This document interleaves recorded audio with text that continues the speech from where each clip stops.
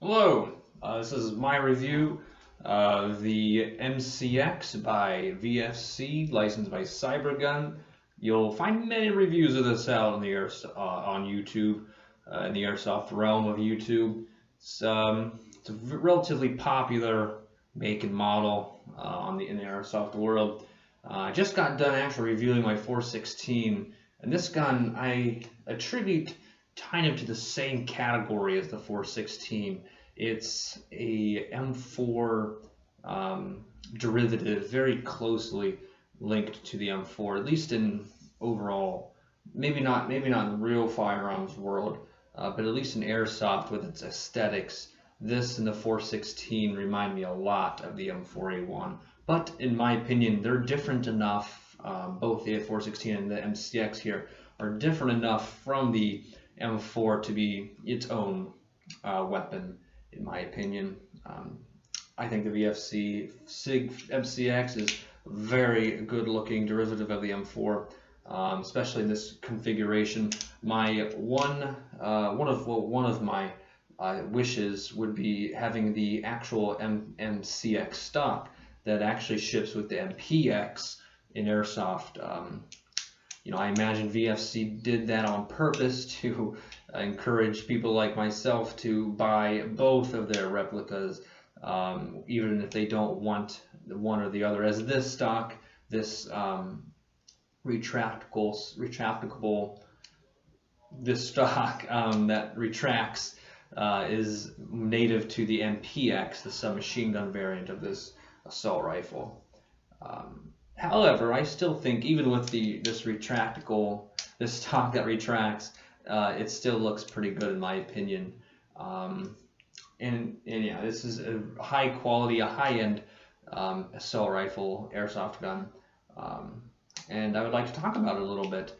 Like I said, you'll find many reviews out there, but this is going to be more, because this is a popular gun and because there's so many reviews. This is going to be more just kind of like my thoughts on the replica. I'll briefly touch on how it performs, and of course the features of it and so forth.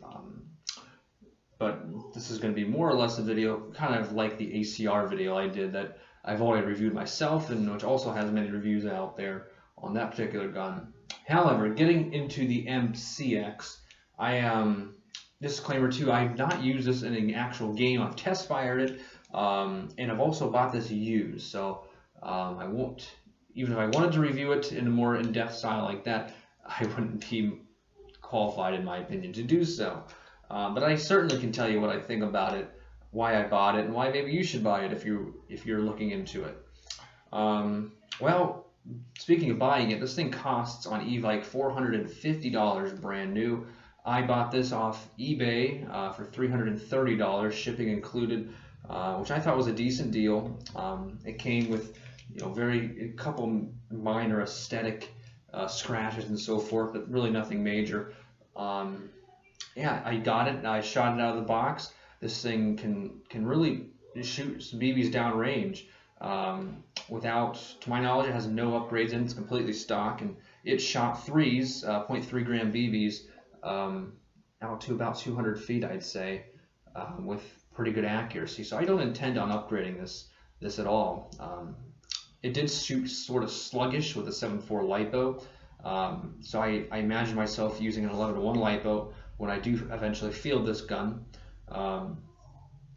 But other than that, for sluggish for an MCX, most MCXs in pop culture are very fast firing assault rifles, so I kind of want to mimic that to an extent. I don't want it to be a sluggish gun, so I wouldn't be okay with that fire rate. Shot probably around 11 rounds a second, so I'm going to try to bump that up to hopefully at least 13 to 14. I imagine more with 11-to-1. And it did sound kind of raspy, which is something I think other MCX reviews will also mention, that just the sound of its shooting is sort of raspy, almost like a Crytek gun. Crytek M4s also kind of sound raspy. It's very loud and high-pitched. And I can say the same about this VFC MCX, but it shot really well. Despite the sounds, it shot very far and very accurate for a stock gun. So the draw of the MCX to me is it's it's just it's hard to pinpoint honestly, but it's different enough from an M4 yet looks like an M4. And it's just hard. It's just hard to pinpoint. But some differences. The upper receiver here is well, the whole gun is different, despite what it looks like. But the upper receiver is about a whole centimeter. Well, actually about 8 millimeters wider or heightened than an M4's receiver. I imagine that's due in the real life because it's a piston-driven gun. So most piston-driven guns, like the ACR, like the SCAR, need a heightened upper receiver to accommodate that piston. This gun is no exception. So other than that, it's very smooth. It's a very smooth looking receiver, and it's feeling receiver too. Very, very nice, and it's just very smooth. Not a whole lot of engravings on some M4s. I'm not a huge fan of the typical. You'll have that hump essentially in the most M4 receivers. I personally like it more shaved down, I guess. It does have the inserts for the retractable stock, which is fine, but I also enjoy this handguard a lot. This foregrip right here. It's removable. It's actually very reminiscent of the ACR.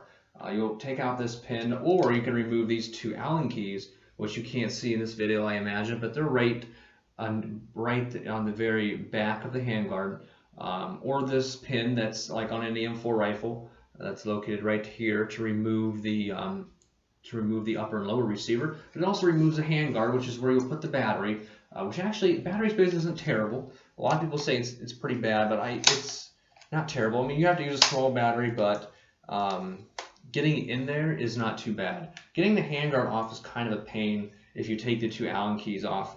And I'm not a huge fan of taking out the pin because that also separates the lower and upper receiver. So it's either way. Getting the handguard off is kind of a pain, but luckily getting the battery to fit inside the handguard and putting the handguard back on is really not that big of a pain. And then mine came with the flash hider already removed. I just kept, this is the one that it came with. It's metal, it's very bright orange, so when I play with it, of course I'll take that off and put a black one on there. But it looks nice. If it was black, it would look nice. It's metal, so that's kind of cool. And it's M-LOK, so if you have M-LOK accessories, it's of course really easy to put accessories on this handguard. It's also kind of wider too than a typical like M4. You might not pick that up, but I'll show you kind of what I mean. The M4, this is a Crytek M4. You can kind of see that the MCX is wider. I don't have measurements on it, but if I had to guess, maybe a centimeter or so wider. I don't know why that is, but nonetheless it doesn't add or take away too much from the gun, but it's a unique feature. You'll notice it more when you're aiming down the gun. It just looks it really doesn't look like an M4 when you have the sights. When you're aiming down the sights, it looks very unique actually. However, much like an M4, same controls for the most part. Your mag release, your bolt release, and speaking of the bolt release, charging handle comes back, and due to it's a wider gun, from the top down view, it has two springs that connect the dust cover. It's two springs, therefore it's a much more strong spring release when you push the bolt release. You might have picked that up, but it's a little bit louder and it just feels stronger when you release the bolt, which is kind of cool, kind of unique. Speaking of the charging handle too, unlike most M4s and the 416, which only has the part that you can have to pull on to rack the charging handle, this has an ambidextrous. That part is ambidextrous. In other words, you can rack it from the right hand side or the left hand side, which is cool. unique feature. Also, on this side of the gun, you'll find the forward assist. It's much smaller than a typical M4 forward assist, and it's less prominent, which in my opinion is nice. I wish in airsoft it's completely useless, so and it just kind of makes it so it sits weird when you lay the gun on its right side. But it is less prominent. It's much smaller. It did not come with iron sights. I added these iron sights because I think it looks better with a pair of iron sights. Yeah, that's just purely my own touches to it. And I intend to leave it like this. I'm not a huge fan of dressing up my guns with a lot of accessories. I usually just like to put a red dot sight on them, and sometimes a suppressor, but nothing super fancy. But yeah, I mean, overall, this is a really nice airsoft gun. Usually a lot of people like the MCX, myself included, obviously. So I imagine I'll get a lot of likes at the airsoft fields for using it. I love it when I see other people using it, and I like to ask to hold them or shoot them if I see other people using MCXs, and I like to see what they do with them. It's a very customizable gun. As you probably know, the stock here is very removable. It's a Picatinny rail back here. You can put a lot of different kinds of stocks on this thing.